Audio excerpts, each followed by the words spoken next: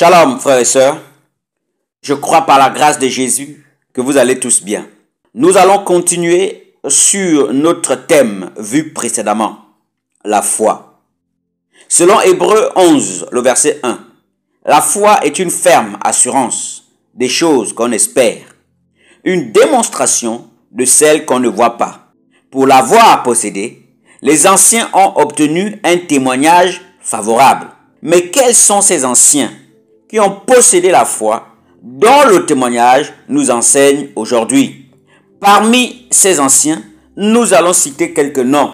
Abraham et Sarah. Dans Hébreux 11, le verset 8 à 9, Abraham est parti après que Dieu lui ait parlé simplement s'installer sur une terre qu'il devait recevoir en héritage. Il va vivre sur cette terre comme un étranger, alors que Dieu lui avait fait la promesse. Nous le voyons dans le livre de Genèse, chapitre 12, le verset 1 à 2. Frères, la vie chrétienne n'est pas facile. Il faut aimer Dieu et avoir confiance en lui, donc avoir foi en Dieu. Je vous rappelle que Abraham n'a pas vu le partage de la terre promise fait par Moïse et Josué. Nous le voyons dans le livre de Josué du chapitre 13 au chapitre 19.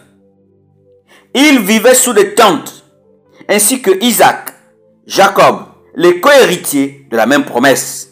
Dieu va promettre à Abraham et Sarah un enfant. Mais c'est après combien d'années que cela va s'accomplir?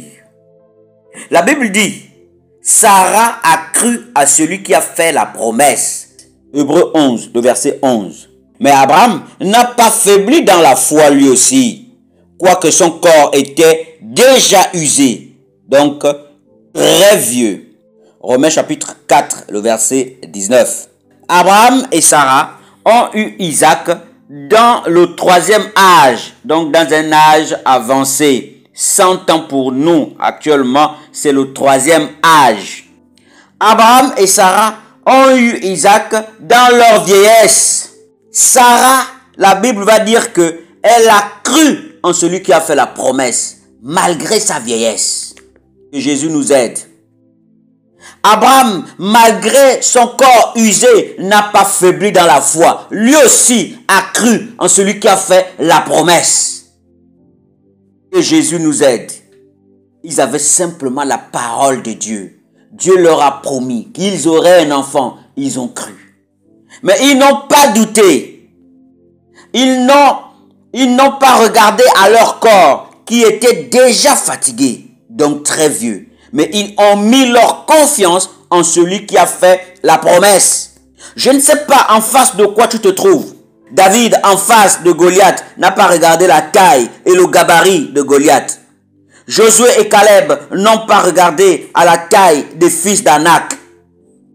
La Bible dit que Dieu veille sur sa parole pour l'accomplir. Jérémie 1, le verset 12. Frères, sœurs, regardons à Jésus. Mettons notre confiance en celui qui nous a fait la promesse. Quelles sont ces promesses? Citons quelques-unes de ces promesses que Jésus nous a faites. Ésaïe 41, le verset 10. Ne crains point, car je suis avec toi. Ne promène pas de regard inquiet, car je suis ton Dieu. Je te fortifie. Je viens à ton secours. Je te soutiens de ma droite triomphante. Voici une des promesses que Yeshua nous a faites. Regardons encore une autre promesse.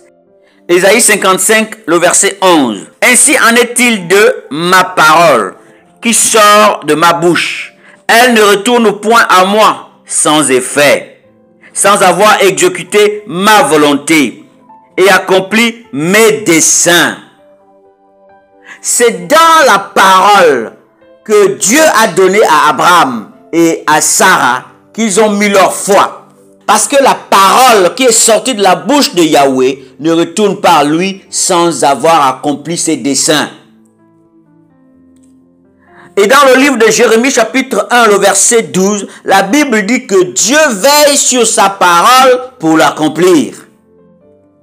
Frères et sœurs, mettons notre foi en Yeshua. Mettons notre confiance en Jésus-Christ de Nazareth, dans sa parole.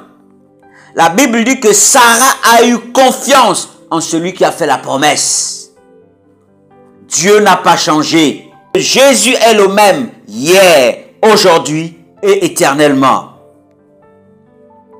Lisons également Ésaïe 54, le verset 17.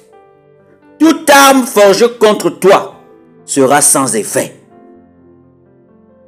Et toute langue qui s'élèvera en justice contre toi, tu la condamneras. Tel est l'héritage des serviteurs de Yahweh. Tel est le salut qui leur viendra de moi, dit Yahweh. Telle est la délivrance qui leur viendra de moi, dit Jésus. Voici une des promesses de Jésus faites à notre égard. Mettons notre foi et notre confiance dans cette parole, que Jésus lui-même veille pour l'accomplir. Cette parole qui ne repart pas à Jésus sans effet, sans avoir accompli sa volonté dans nos vies. Mettons notre foi en Jésus. Mettons notre confiance en Jésus. Je vous rappelle que Dieu est esprit. D'accord? Donc Abraham et Sarah n'avaient pas Dieu perpétuellement, continuellement en face d'eux pour avoir la foi. Josué et Caleb n'avaient pas Dieu perpétuellement en face d'eux pour avoir la foi. Eux aussi, Dieu leur a donné la parole. Donc les anciens ont également aussi eu la parole comme nous aujourd'hui. Dieu leur a simplement donné la parole et ils ont mis leur foi dans la parole de Yahweh. Et Dieu nous donne aussi sa parole aujourd'hui. Mettons notre foi dans cette parole sur laquelle lui-même veille pour accomplir ses desseins, pour accomplir sa volonté. Parmi les anciens qui ont eu la foi en Yeshua, nous avons aussi David. David a dit à Saül, dans 1 Samuel chapitre 17, le verset 37, « L'Éternel qui m'a délivré de la griffe du lion et de la patte de l'ours me délivrera aussi de la main de ce Philistin. » Voici un homme de grande foi qui s'appuie sur ce que Dieu a fait pour lui dans le passé, pour s'attacher, pour s'appuyer encore sur Dieu dans le présent. Au verset 45 de 1 Samuel 17, David dit qu'il marche contre Goliath au nom de l'Éternel. Je ne connais pas ton Goliath, mais comme David, marche contre lui au nom de Jésus. Marche contre lui au nom de Jésus. Et tout le monde verra que la victoire appartient à Yahweh, que la victoire appartient à Jésus. Comme David le dit au verset 47 de 1 Samuel 17. Voici les paroles des hommes de grande foi. Nous connaissons l'histoire de Josué et Caleb qui n'ont pas regardé à la grande taille des fils d'Anak. Comme chaque homme des principaux de chaque tribu d'Israël qui ont fixé leur regard sur la grande taille des fils d'Anak et non sur la parole de Dieu et non sur la puissance de Yahweh. Et pourtant, Dieu leur avait donné la parole que ce pays, il le leur avait déjà donné. La Bible dit que nous marchons par la foi et non par la vue. Je vous rappelle que Caleb et Josué ont aussi vu les fils d'Anak, mais ils ont fait le choix de garder la parole de Yahweh, de garder la parole de l'Éternel qui leur avait dit qu'il donnait le pays de Canaan aux fils d'Israël. Ils ont gardé la parole de Yahweh. Ils ont gardé la parole de l'Éternel. Ils ont mis leur foi et leur confiance dans la parole de Yahweh. Parce que Yahweh veille sur sa parole pour l'accomplir. L'auteur aux Hébreux dit, dans Hébreux chapitre 11, le verset 32, « Le temps me manque. » Le temps me manque pour parler de tous ces anciens de la foi. Le temps me manque pour parler de Moïse, qui par la foi a refusé d'être appelé le fils de la fille de Pharaon. Par la foi, il a quitté l'Égypte. Le temps me manque pour parler d'Enoch, de Noé, d'Isaac, de Jacob et de Joseph. Vous pouvez lire l'histoire des hommes de la foi dans Hébreux 11. Que le nom de Yeshua soit béni. Ayons la foi dans la parole de Jésus, dans les promesses de notre Dieu, le Dieu d'Abraham, d'Isaac et de Jacob. Que le nom de Jésus soit toujours béni dans nos bouches. Au nom de Yeshua, Amen.